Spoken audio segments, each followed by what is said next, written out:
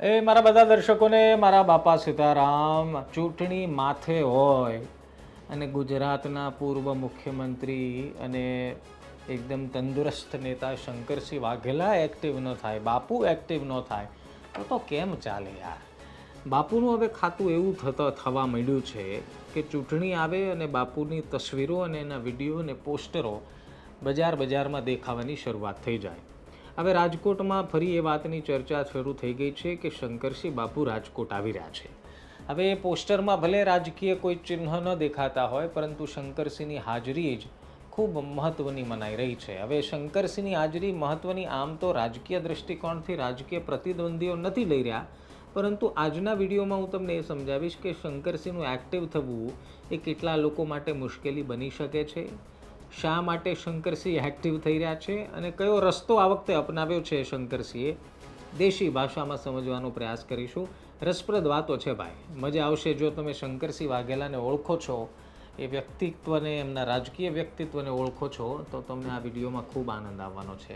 એ પહેલાં તમને કહી દઉં કે તમે નિષ્કર્ષ જોઈ રહ્યા છો. મારું નામ નિશિત રાજગુરુ છે.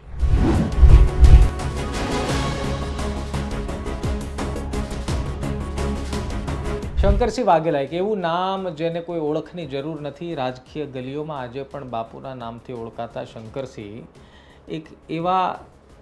એવી સ્થિતિમાં છે કે જ્યાં એમનું રાજકીય મહત્ત્વ કેટલું છે એ કોઈને પૂછવા જવું પડે. આ એ જ વ્યક્તિ છે જે ગુજરાતના પૂર્વ મુખ્યમંત્રી રહી ચૂક્યા છે, પરંતુ જ્યારથી એમણે મોટા પક્ષો પાસેથી વિદાય લીધી છે ત્યારથી શંકરસિંહ એ પ્રયાસમાં છે કે કેવી રીતે રાજકીય નોંધ એમની વધારે લેવાય. હવે આમ તો તમને ખબર જ હશે કે 2022 પહેલાં પોતાના એક નવા પક્ષની એમણે પ્રજાશક્તિ ડેમોક્રેટિક પાર્ટીની રચના કરી, પરંતુ ચૂંટણી લડ્યા નહીં. 2024માં એ સુષુપ્ત અવસ્થામાં રહેલી પોતાની નવી પાર્ટી ફરી એક્ટિવ થઈ ગઈ અને ત્યારે પણ એ જાહેરાત કરી કે 2027માં અમે પૂર્ણ તૈયારી સાથે ચૂંટણી લડીશું. હવે 27ને તો થોડીક વાર છે, પરંતુ એ પહેલાં આવી રહી છે સ્થાનિક સ્વરાજ્યની ચૂંટણી.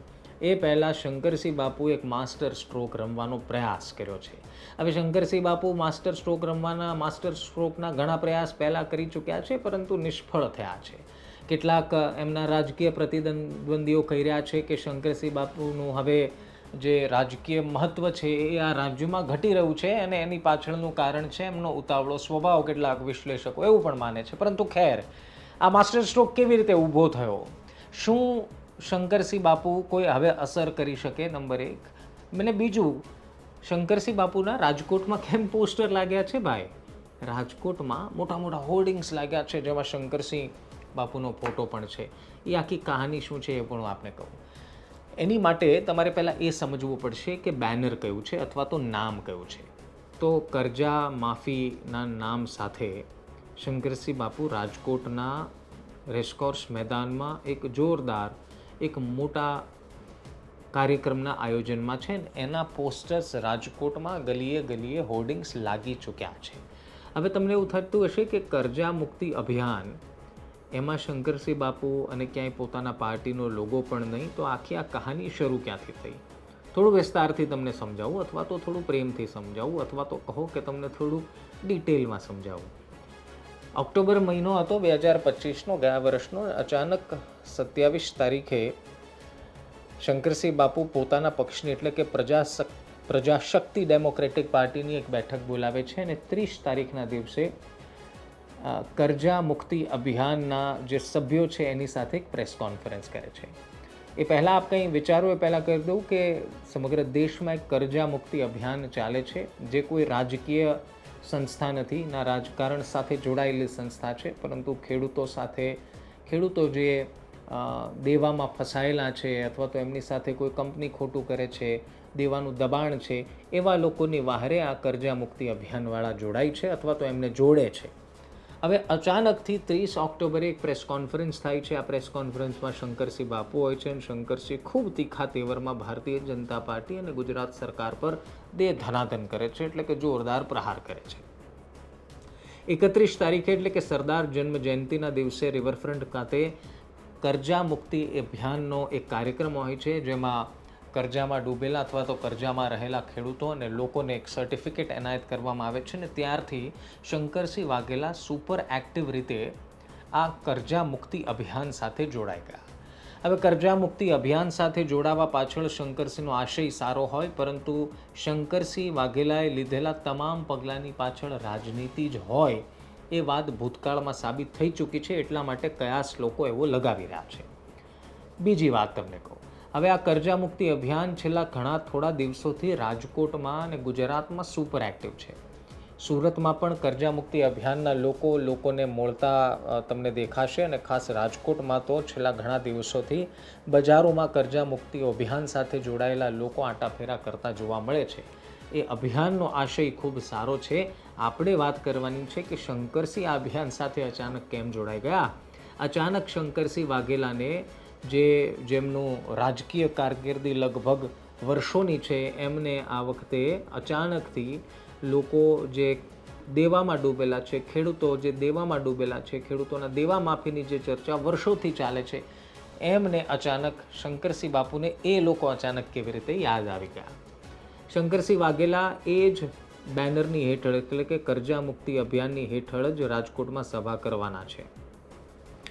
આ પહેલીવાર નથી કે શંકરસિંહ વાઘેલા ચૂંટણી ટાણે ચર્ચામાં આવ્યા હોય. આ પહેલાં પણ એવું થઈ ચૂક્યું છે કે ચૂંટણી માથે હોય ને શંકરસિંહ બાપુ અચાનકથી મેદાનમાં આવી જાય ને પ્રેસ કોન્ફરન્સ કરી દે, 2-3 ઇન્ટરવ્યૂ સાંભળવા મળે. તો એનાથી જ પણ જોરદાર તમને વાત કહી દઉં કે થોડા દિવસ પહેલાં આ જ શંકરસિંહ વાઘેલા એટલે કે ગુજરાતના આપણા પૂર્વ મુખ્યમંત્રી અચાનકથી પ્રયાગરાજ પહોંચી ગયા અને સ્વામી અવિમુક્તેશ્વર આનંદજીને આચાર્યજીને મળવા માટે ત્યાં પહોંચી ગયા. અને તસવીરો પણ ખૂબ વાયરલ થઈ હતી ને ત્યાં પણ તેમણે બિંદાસ તેમના સમર્થનમાં એમને સમર્થન જાહેર કર્યું હતું ને ત્યારે પણ ચર્ચામાં આવ્યા હતા. એટલે મારો કહેવાનો ભાવાર્થ એ છે કે જેમ જેમ ચૂંટણી નજીક આવશે તેમ શંકરસિંહ વાઘેલાનું પોલિટિકલી એક્ટિવ થવું ફરી દેખાશે. મૂળ સવાલ જે મેં તમને પહેલાં કહ્યો હતો કે શંકરસિંહ વાઘેલા કદાચ પણ ચૂંટણી લડે તો કેટલી અસરને શું અસર કરી શકે. જો કે સીધી લીટીની વાત એ છે કે એ તો સમય બતાવશે, કારણ કે આ એ જ શંકરસિંહ વાઘેલા છે જેમનું સંગઠન, તેમની પોતાની સંગઠન શક્તિ કહો અથવા તો એમની રાજકીય કુનેહ કહો, એના દાખલા આ ગુજરાત પહેલાં જોઈ ચૂક્યું છે. પરંતુ કેટલાક એક્સપર્ટ્સ એવું માને છે કે હવે શંકરસિંહ વાઘેલા એ શંકરસિંહ વાઘેલા રહ્યા નથી. પરંતુ ખેર એ તો સમય બતાવશે. પરંતુ હાલની રાજકીય સ્થિતિ અને એમાં પણ શંકરસિંહ વાઘેલાના નવા પક્ષ અને એકતા માફ કરજો કર્જા મુક્તિ અભિયાનના બેનરની જો વાત કરીએ, હવે કર્જા મુક્તિ અભિયાન આમ તો એ બિન રાજકીય સંસ્થા છે, પરંતુ જ્યારે બેઠક થઈ રાજકોટમાં કે બીજી કોઈ જગ્યાએ, એમાં રાજકોટમાં શંકરસિંહ વાઘેલાની હાજરીમાં તો એ થઈ, એની પાછળ તો એ શંકરસિંહ વાઘેલાની પાર્ટીના જ પોસ્ટર દેખાતા હતા. પરંતુ ખેર એમાં પડવા જેવું નથી. ભવિષ્યની થોડું ચિતાર ઉપર જો અનુમાન લગાવીએ તો શંકરસિંહ વાઘેલા હાલની સ્થિતિમાં એક પણ પક્ષને એક પણ પ્રકારની અસર કરે એવી સ્થિતિ દેખાતી નથી. પરંતુ હવે સમય જતાં એ ખબર પડશે કે શંકરસિંહ કોને જોડે લાવે છે અથવા તો કોની જોડે રહે છે. શંકરસિંહ વાઘેલાના ફરી એક્ટિવ થવા પર તમારું શું માનવું છે? શું એ કોઈ અસર કરી શકે છે ચૂંટણીમાં? એમને એ કંઈ ફાવી શકે છે કે કેમ? કમેન્ટ જરૂર કરજો. ફરી મળીશું એક નવા વિડીયો સાથે. ત્યાં સુધી ધ્યાન રાખો, મજા કરો. બાપા સીતારામ.